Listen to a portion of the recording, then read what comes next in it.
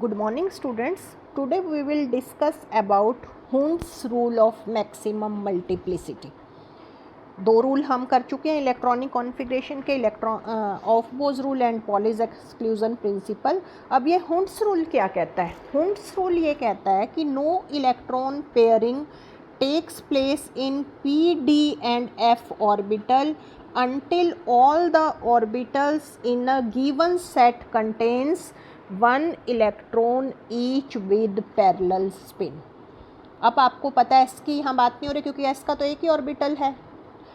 अब P के आपको पता है P के 3 ऑर्बिटल प्रेजेंट हैं, D के 5 प्रेजेंट होते हैं, F के 7 प्रेजेंट होते हैं. तो ये क्या कह रहा है कि जैसे अगर P ऑर्बिटल में हमें इलेक्ट्रॉन्स की फिलिंग करनी है तो सबसे पहले आपके क्या होंगे, इन तीनों के अंदर आपके एक इलेक्ट्रॉन जाएगा और उसके बाद पेयरिंग स्टार्ट होगी.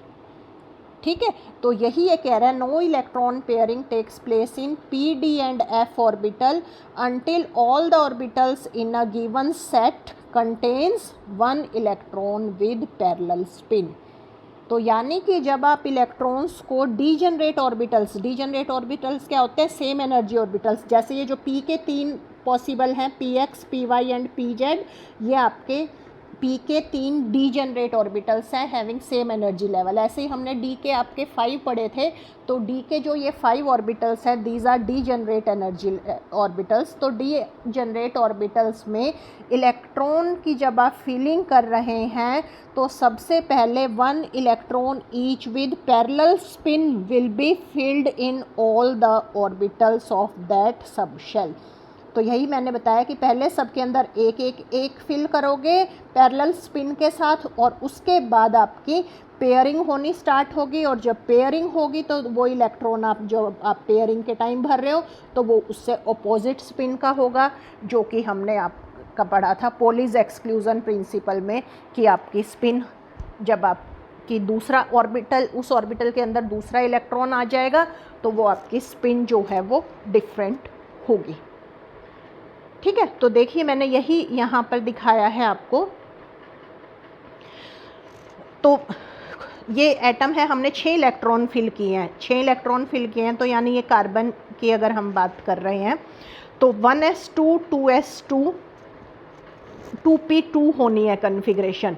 तो 2p2 this is correct configuration कि 2 इलेक्ट्रॉन आपने भरे with parallel spin in this degenerate p orbitals. अगर आप ऐसे भर देंगे कि 1s2 2s2 और 2px2 तो ये आपका गलत हो जाएगा. आपकी इसकी कन्फिग्रेशन क्या रहेगी कार्बन की? ये वाली कन्फिग्रेशन रहेगी 1s2 2s2 2px1 and 2py1. अगर आपने यहाँ 2px2 कर दिया तो ये आपकी जो कन्फिग्रेशन है रोंग हो जाएगी. ठीक है, तो यही हुंड्स रूल है कि no electron pairing takes place in degenerate p d and f orbital until all the orbitals in a given set contain one electron each with parallel spin. पहले सब में पैरेलल स्पिन के साथ एक electron भरना है और उसके बाद जब सेकेंड इलेक्ट्रॉन की फिलिंग कर रहे हैं तो वो आपकी होगी विद ऑपोजिट स्पिन.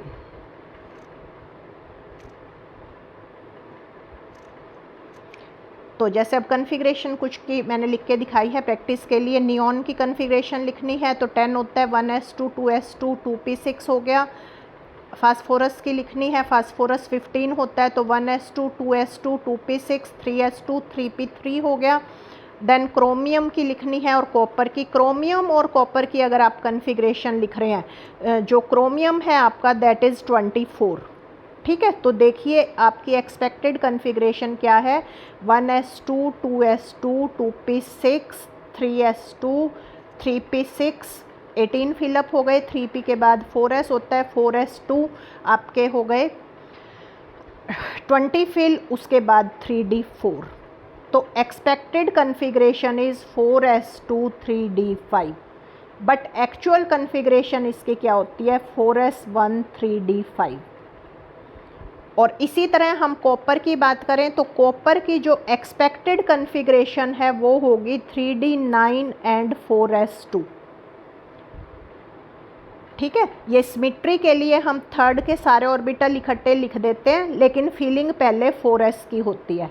ठीक है, तो 4s की फीलिंग हुई पहले, तो 4s2 हो गया, देन 3D के अंदर 9 बचे, but again actual configuration is 3D10 4s1।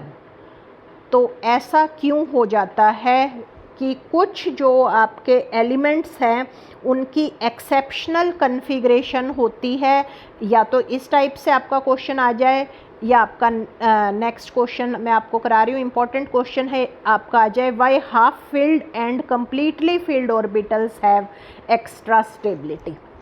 जैसे कि क्रोमियम की एक्चुअल जो एक्सपेक्टेड कन्फिग्रेशन थी वो थी 3D4 4s2, ठीक है, बट हाँ उसकी कन्फिग्रेशन होती है 3D5 4s1।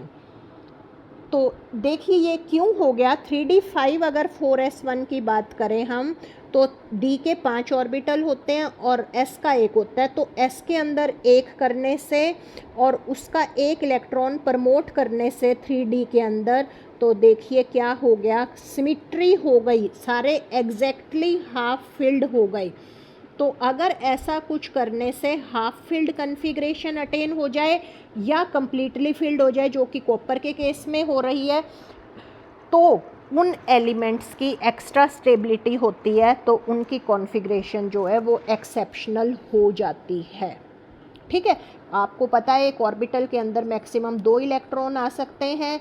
अगर 2 इलेक्ट्रॉन है तो आप उसको कंप्लीटली फिल्ड ऑर्बिटल कहेंगे, और अगर 1 इलेक्ट्रॉन है तो आप उसको हाफ फिल्ड ऑर्बिटल कहेंगे। तो हाफ फिल्ड और कंप्लीटली फिल्ड की एक्स्ट्रा स्टेबिलिटी होती है, क्यों होती है? First reason is due to symmetry of orbitals.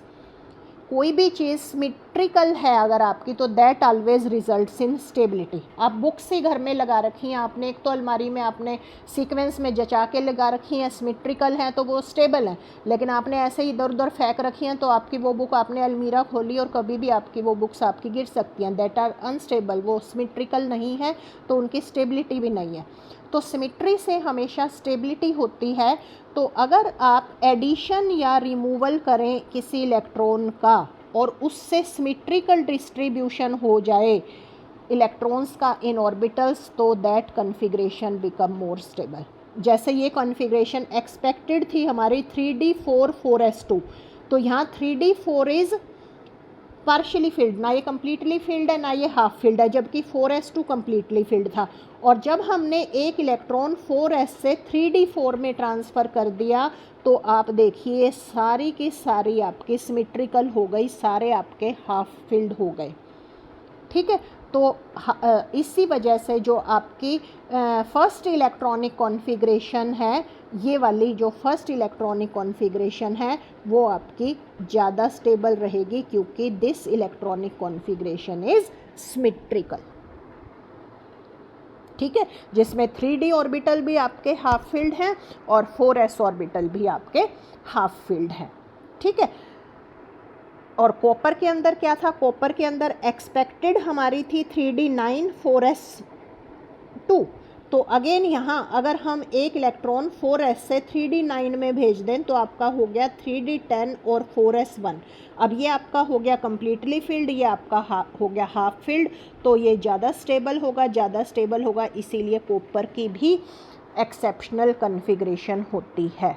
तो क्रोमियम की और कॉपर की आप देखेंगे अप टू 30 तक की ही मैं बात कर रही हूँ, 30 एटॉमिक नंबर तक की, तो उसमें से आपकी क्रोमियम और कॉपर की इलेक्ट्रॉनिक कॉन्फ़िगरेशन जो है that is exceptional. Second factor आपका होता है एक्सचेंज एनर्जी। आप एक्सचेंज एनर्जी के बेसिस पे भी ये कह सकते हैं कि half filled and completely filled are more stable. ठीक है, अब क्या होता है, जो इलेक्ट्रॉन्स डिफरेंट ऑर्बिटल्स में प्रेजेंट हैं, एक ही सब शेल की बात कर रहे हैं, जैसे यहाँ डी मैंने दिखाया है, तो डी के अंदर 5 इलेक्ट्रॉन प्रेजेंट हैं, तो जो डिफरेंट ऑर्बिटल के अंदर इलेक्ट्रॉन प्रेजेंट होते हैं, they can exchange their position, वो अपनी पोजीशन को एक्सचेंज कर सकते हैं, और जितना एक्सचेंज होगा ज़्यादा उतनी ही ज़्यादा स्टेबिलिटी होगी, जिसको कि आप एक्सप्लेन कर सकते हैं in terms of exchange energy. जितने ज़्यादा एक्सचेंजेस होंगे, as the number of exchanges जो है दैट कैन टेक प्लेस, वो मैक्सिमम होंगे हाफ फिल्ड या कम्प्लीटली फिल्ड अरेंजमेंट में, उतनी ही एक्सचेंज एनर्जी ज़्यादा होगी, उतनी ही स्टेबिलिटी ज़्यादा होगी। ठीक है, तो जैसे मैंने ये D5 के आपके दिखाए हैं, आपका जो इलेक्ट्रॉन है फर्स्ट पोजीशन पे, ये जो इलेक्ट्रॉन है ये देखिए आपका सेकंड पोजीशन पे भी जा सकता है, थर्ड पे भी, फोर्थ पे भी और फिफ्थ पे भी। ठीक है, देन सेकंड का जो है आपका, ये आपका फिफ्थ पे, थर्ड पे भी जा सकता है, फोर्थ पे भी, फिफ्थ पे भी। थर्ड का जो है फोर्थ पे भी जा सकता है, फिफ्थ पे भी, और फोर्थ का जो है आपका फिफ्थ पे भी जा सकता है। तो नंबर ऑफ एक्सचेंजेस देखिए आपके यहाँ पर हो गए 4, यहाँ हो गए 3, यहाँ हो गए आपके 2, यहाँ हो गए 1, तो 7 और 10, ये आपके टोटल 10 एक्सचेंजेस हो गए। और जबकि अगर आपका ये इस तरह से प्रेजेंट था, अगर 3D4 कन्फिग्रेशन आप लिखें तो 3D4 में ये तो फुली फिल्ड हो गया, तो ये हाफ फिल्ड है 3, तो एक्सचेंजेस का नंबर देखिए कितना कम हो जाएगा। अब ये वाला आपका यहाँ जा सकता है, यहाँ जा सकता है, ये वाला आपका यहाँ जा सकता है, तो नंबर ऑफ़ एक्सचेंजेस आपके कम हो जाएंगे। नंबर ऑफ़ एक्सचेंजेस कम हो जाएंगे तो आपकी स्टेबिलिटी कम हो जाएगी, और स्टेबिलिटी कम हो जाएगी तो आपकी जो कॉन्फ़िगरेशन, ये सॉरी मैं 3D इसका एग्ज़ाम्पल नहीं लूँगी, 3D5, sorry just a minute, ये एग्ज़ाम्पल लीजिए आप।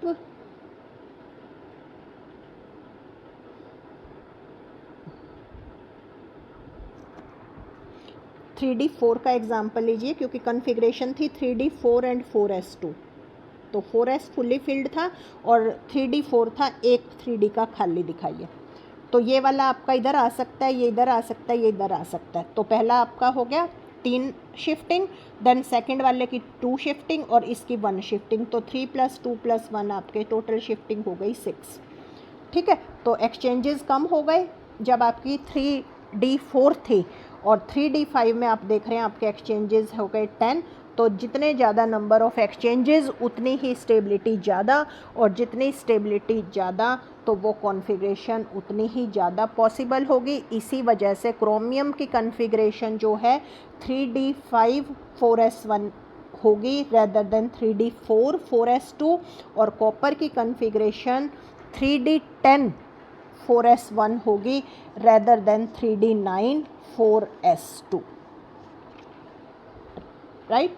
So this was all about your Hund's rule and why half filled and completely filled orbitals have extra stability, right? Thanks for watching the video. Thank you.